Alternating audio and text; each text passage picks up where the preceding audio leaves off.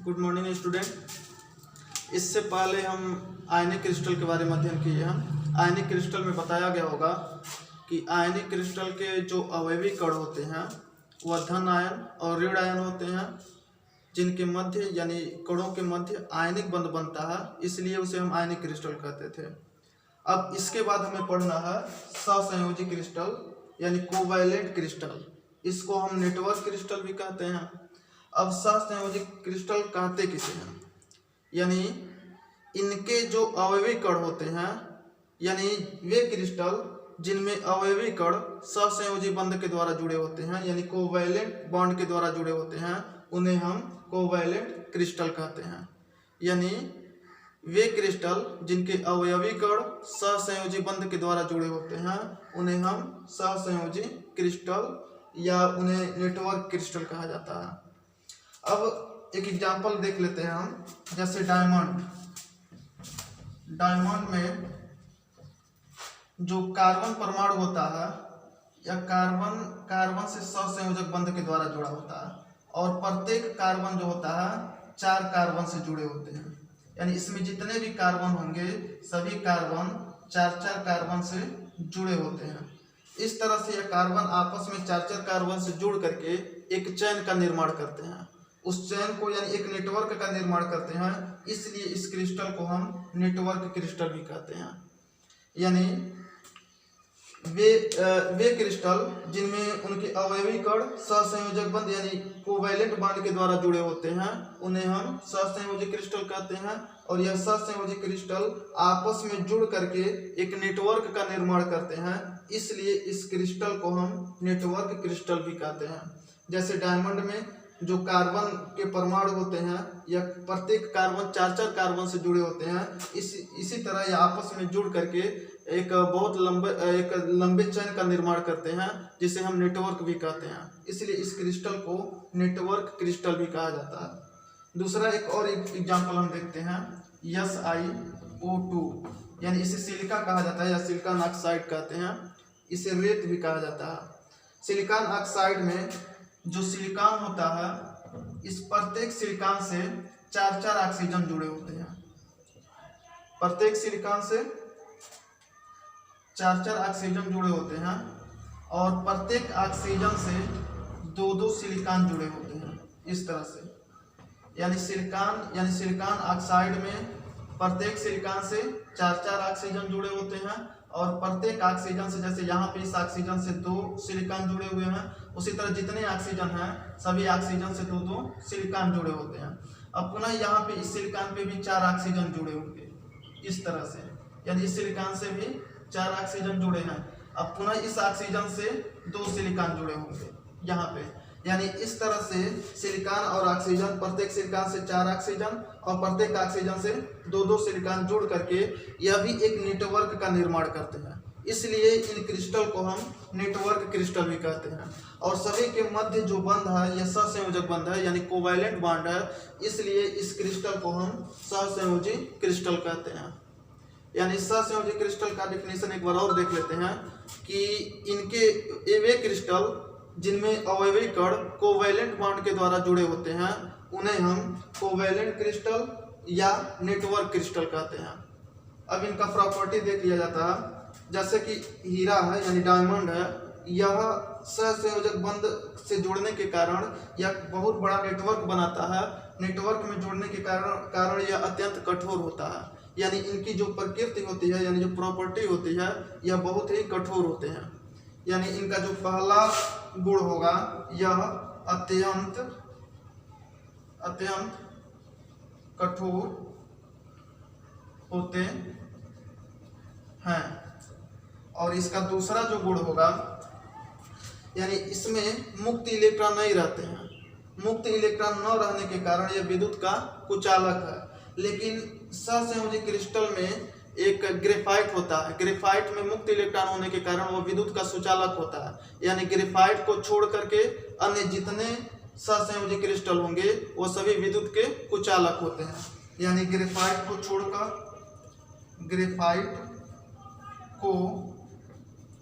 छोड़ कर अन्य सभी क्रिस्टल जो होते हैं वे विद्युत के कुचालक होते हैं।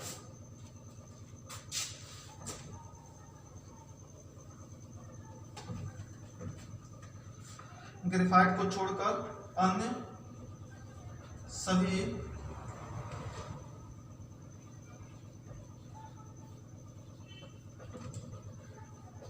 सभी सहसंयोजी क्रिस्टल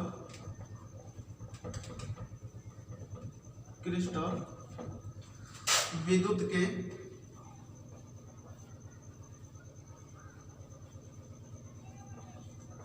उचालक होते हैं।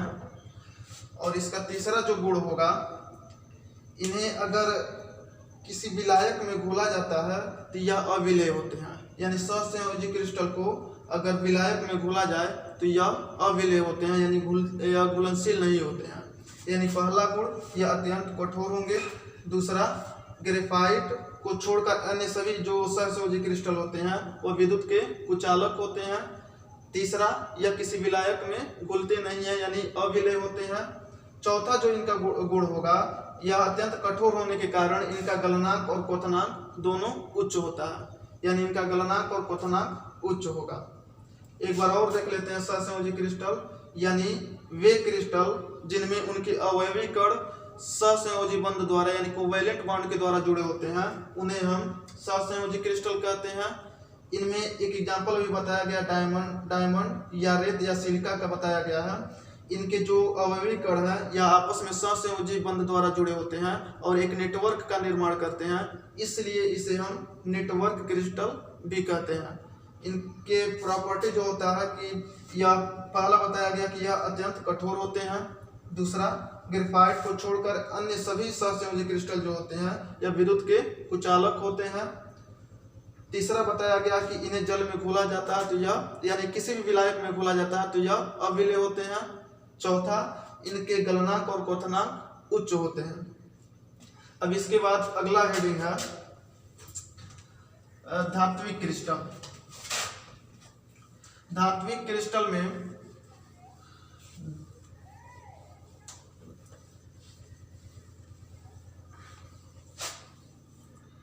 धात्विक क्रिस्टल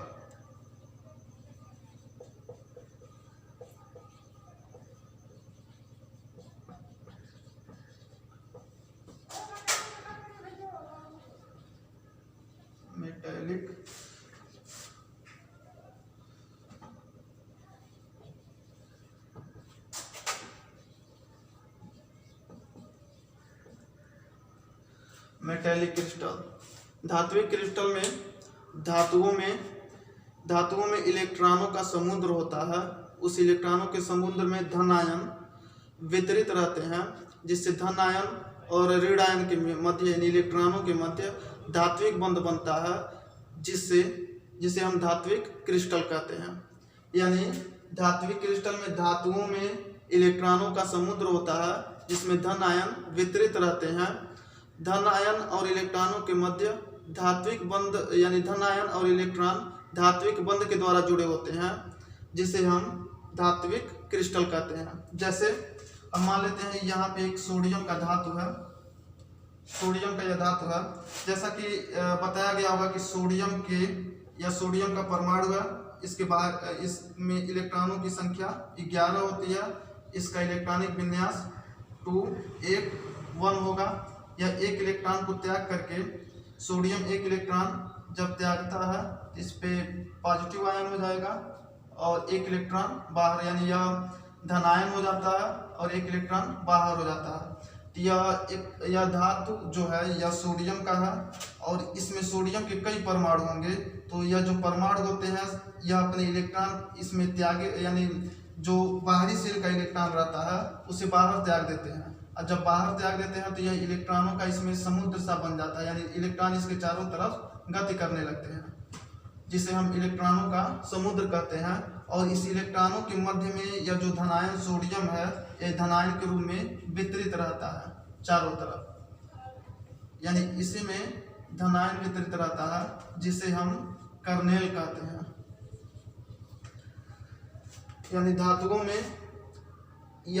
धातुओं के जो मुक्त इलेक्ट्रॉन रहते हैं वह मुक्त अवस्था में रहते हैं, जिसे परमाणु अपने बाहरी शेल से त्याग कर यानी बाहर निकल के यह धातु में मुक्त अवस्था में गति करते हैं और इन्हीं के मध्य में जो धनायन होते हैं वह वितरित यानी गति करते रहते हैं।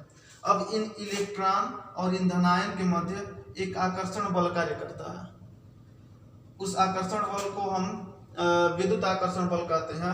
इस आकर्षण बल के कारण यहाँ पे धात्विक बंध बनता है और धात्विक बंध से जुड़े होने के कारण इस क्रिस्टल को हम धात्विक क्रिस्टल कहते हैं।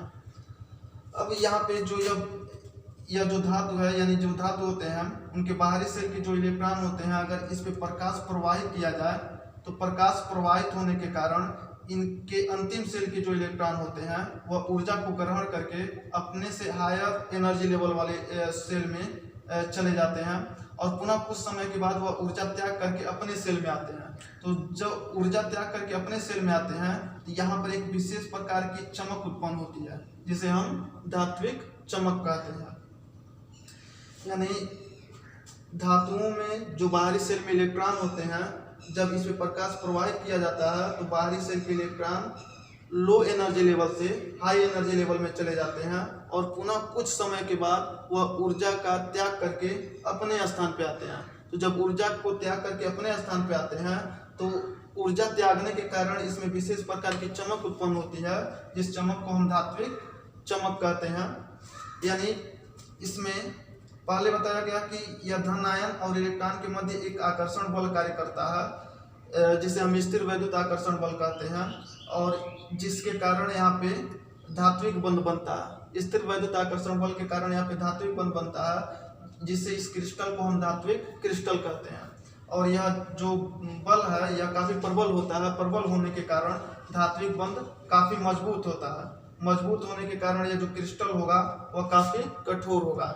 यानी इनका जो पहला प्रॉपर्टी होगा धात्विक क्रिस्टल, यह काफी कठोर होते हैं। दूसरा, इसमें इलेक्ट्रॉन जो होते हैं मुक्त अवस्था में गति करते हैं। तो इलेक्ट्रॉनों के मुक्त अवस्था में गति करने के कारण यह विद्युत का सुचालक होगा। विद्युत और ऊष्मा दोनों का यह सुचालक होता है। यानी इसका दूसरा गुण जो होगा यह विद्युत और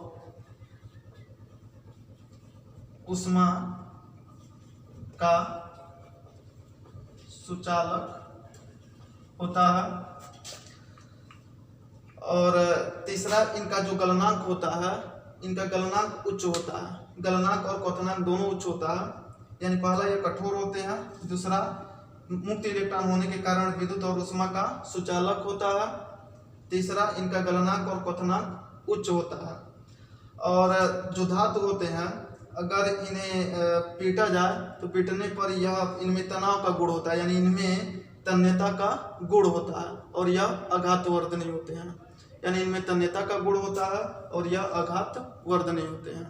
एक बार और रिवीजन करा दिया जा रहा है। धात्विक क्रिस्टल, धात्विक क्रिस्टल में बताया गया है कि धातुओं में इलेक्ट्रॉनों का समुद्र होता है। उस इलेक्ट्रॉनों के समुद्र में धन आयन वितरित रहते हैं, जिसके कारण इन इलेक्ट्रॉन और धन आयन के मध्य प्रबल स्थिर वैद्युत आकर्षण बल कार्य करता है, जिसके कारण से यहाँ पे धात्विक बंध का निर्माण होता है, जिसके कारण इस क्रिस्टल को हम धात्विक क्रिस्टल कहते हैं। इस धात्विक बंध से बंधे होने के कारण यह जो ठोस पदार्थ होता है यह काफी कठोर होता है। कठोर होने के कारण इनका जो गलनांक और क्वथनांक होता है उच्च होता है। इसके बाद अभी बताया गया कि इसमें इलेक्ट्रॉन मुक्त अवस्था में गति करते हैं। इलेक्ट्रॉन मुक्त अवस्था में गति करने के कारण यह विद्युत और ऊष्मा दोनों का सुचालक होता है।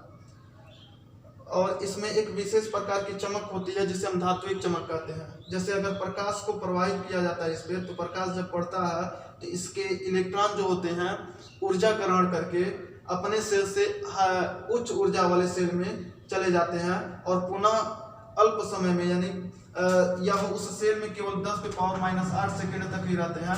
पुनः इतने सेकेंड में वह ऊर्जा का त्याग करके अपने सेल में वापस चले आते हैं। तो जब यह ऊर्जा का त्याग करके अपने सेल में वापस आते हैं तो ऊर्जा एक प्रकाश के रूप में मुक्त होता है, जिससे हम धात्विक चमक कहते हैं। यानी इसमें चमक उत्पन्न होता है जिसे हम धात्विक चमक कहते हैं। यानी इसमें एक विशेष प्रकार का चमक होता है जिसे हम धात्विक चमक कहते हैं। इसके प्रॉपर्टी में रहेगा। और इसके बाद बताया गया है कि या इसमें एक तन्यता का गुण होता है। जैसे वायर हो गया, वायर को अगर हम खींचते हैं तो वो टूटता नहीं है बल्कि उसमें तनाव उत्पन्न होता है।